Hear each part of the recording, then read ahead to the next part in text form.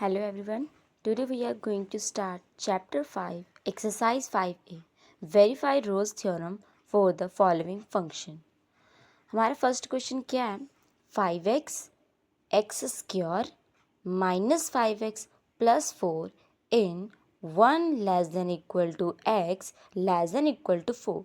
ये हमें interval given है और ये हमें पॉलिनोमियल गिवन है ना. अब हमने करना क्या है, इसमें हमने वेरीफाई करना है रोज थ्योरम, वो भी 3 कंडीशन अप्लाई करके. फर्स्ट क्या होती है? कॉन्टिन्यूस होना चाहिए. सेकंड क्या बोलते हैं? डिफरेंशिएबल होना चाहिए ओपन इंटरवल पे. और थर्ड कंडीशन क्या होती है? एफ ए जो है वो इक्वल होना चाहिए एफ बी पे, है ना. यही बोलते हैं. तो कैसे करेंगे? फर्स्ट हमारे पास आ जाता है कॉन्टिन्यूस. कॉन्टिन्यूस को पहले क्या बोलेंगे? Since every polynomial is a continuous function for every real value of x. कि हर एक वो नंबर पॉलिनोमियल होंगे जिनके देखो एक्सपोनेंट्स होते हैं, कॉम्पोनेंट्स होते हैं, ये कांस्टेंट होते हैं. ये पॉलिनोमियल होता है, तो ये पॉलिनोमियल है. ये हमारे पास पॉलिनोमियल है नंबर. तो हम बोल सकते हैं कि F is a continuous this interval, कि ये इस इंटरवल पे पॉलिनोमियल है. सेकंड क्या कहते हैं? कि डिफरेंशिएबल होना चाहिए. अब डिफरेंशिएबल कैसे होगा? पहले इसका डिफरेंशिएट कर दो. डिफरेंशिएट करने के बाद लिख दो कि हाँ भी ये एग्जिट कर रहा है, ये भी पॉलिनोमियल है. तो हम बोल सकते हैं कि हाँ F is a derivable. Okay, F is a derivable हो गया इस कंडीशन पे. अब हम थर्ड कंडीशन क्या कहते हैं? कि जो F1 है, जो हमें पास 2 इंटरवल गिवन थे इस तरह के, वो F1 निकालेंगे, फिर F4 पुट करेंगे इसकी जगह पे. अगर वो वैल्यू सेम आ जाए तो हम बोल सकते हैं कि F1 and F4 is a equal, same value होगी हमारे पास सेम, बिकॉज दोनों का आंसर 0 0 आया है. तो हम बोल सकते हैं कि F is a satisfy all the condition.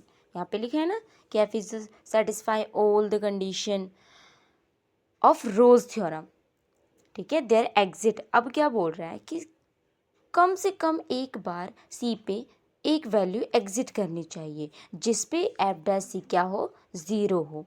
तो हमने ले लिया कि वी मस्ट 1 एक्स की जगह पे हमने सी पुट कर देना है.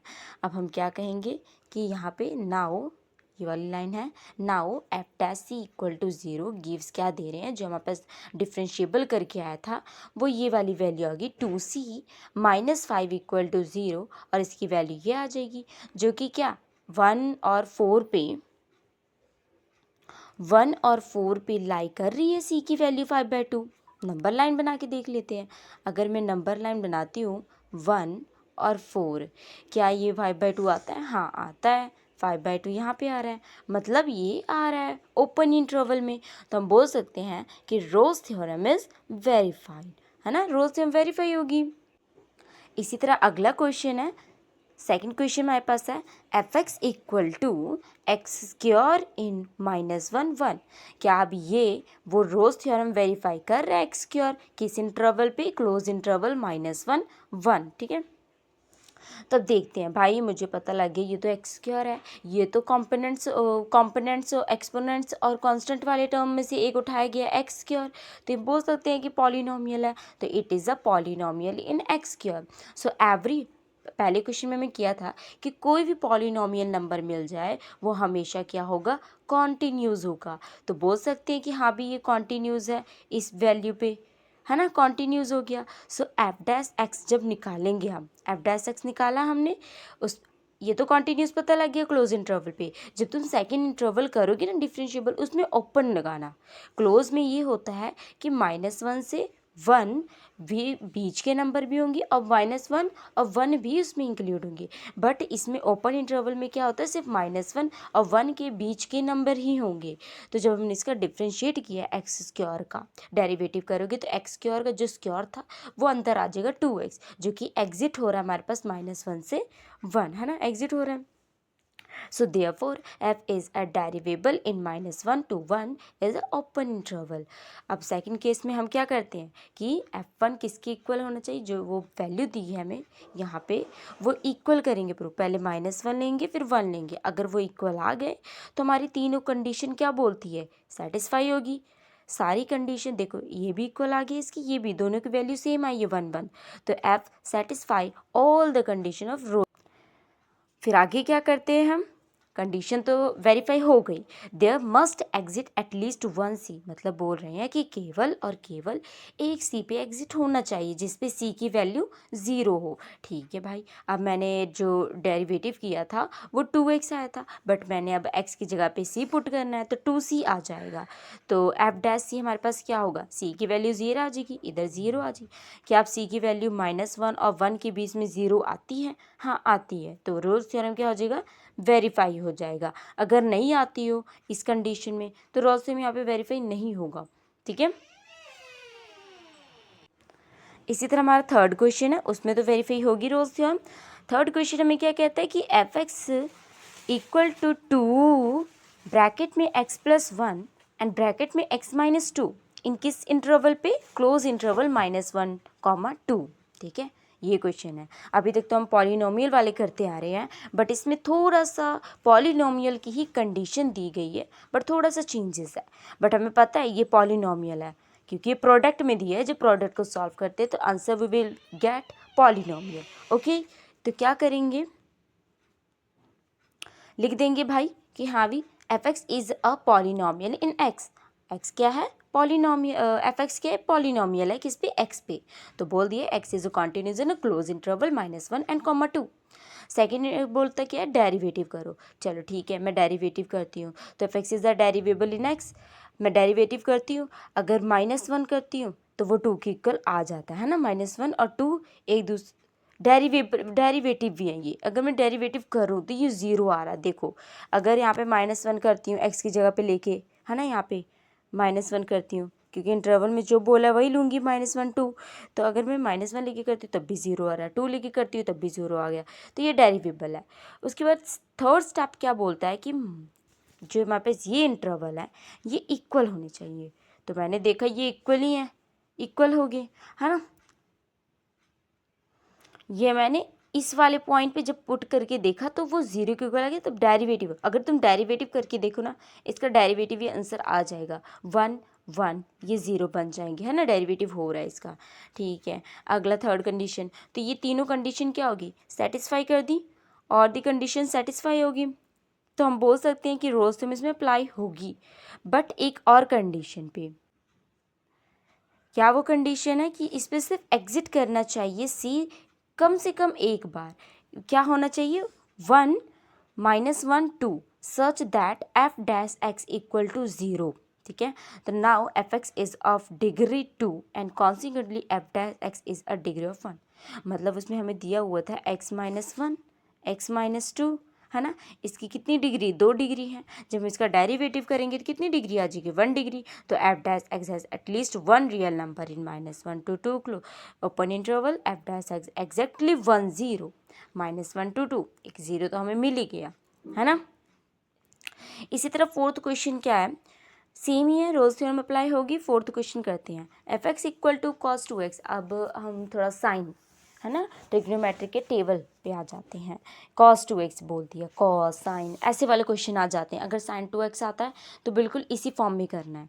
तो cos 2x है किस पे, इंटरवल पे, क्लोज इंटरवल पे, -π/4 to π/4। ठीक है, cos 2x क्या है, एक कोसाइन है, जो कि कोसाइन हमेशा कंटिन्यूस होता है, तो हम बोल सकते हैं कि F is a continuous in किस पे, π/4 to -π/4 to π/4।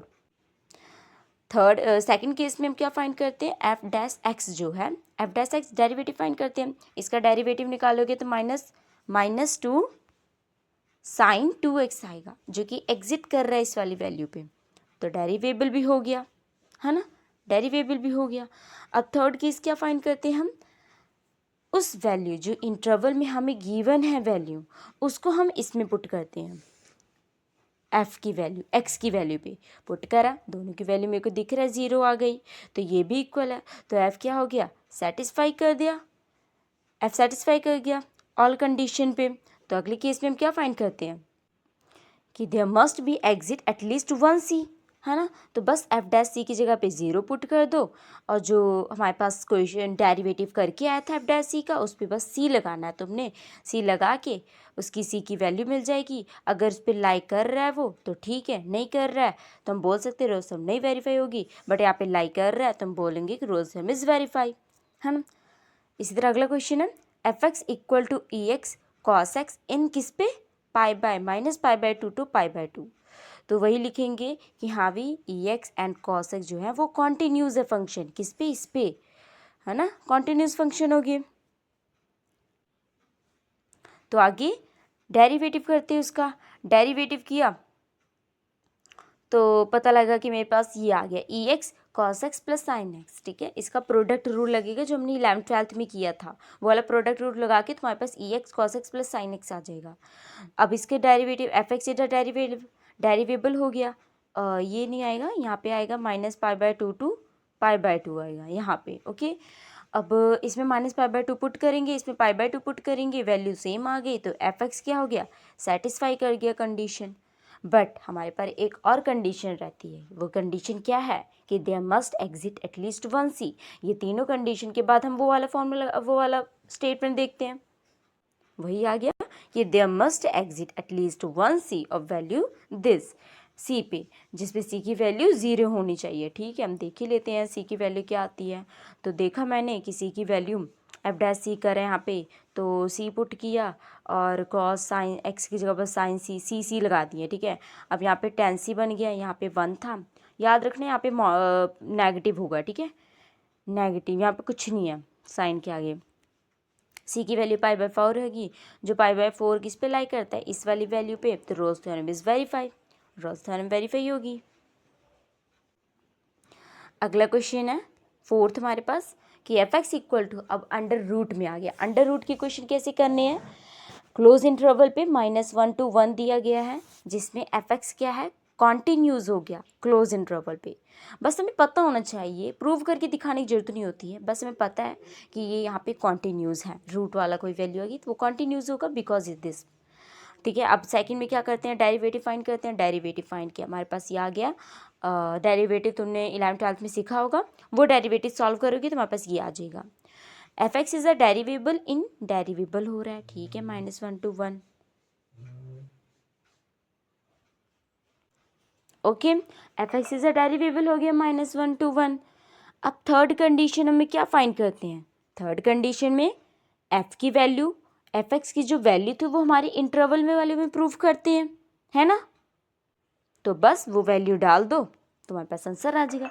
मैंने देखा कि दोनों की वैल्यू आ गई आंसर, तो दोनों इक्वल हो गई, तो एफ एक्स क्या हो गया, सेटिस्फाई कर दिया और कंडीशन पे। फिर हम करते हैं कि देयर मस्ट एग्जिट, 1 सी पे एग्जिट करना चाहिए, सी की वैल्यू डालो और सी की वैल्यू 0 आ गई, जो 0 किस पे लाई करती है, -1 to 1 पे। तुम बस ग्राफ बना के देख लो, उस पर अगर तुम्हारी वैल्यू मतलब कर रही है लाई तो ये वेरीफाई है, अगर नहीं कर रही है तो नहीं होगी। इसी तरह अब अगला हमारे पास 7th क्वेश्चन आ गया, ओके।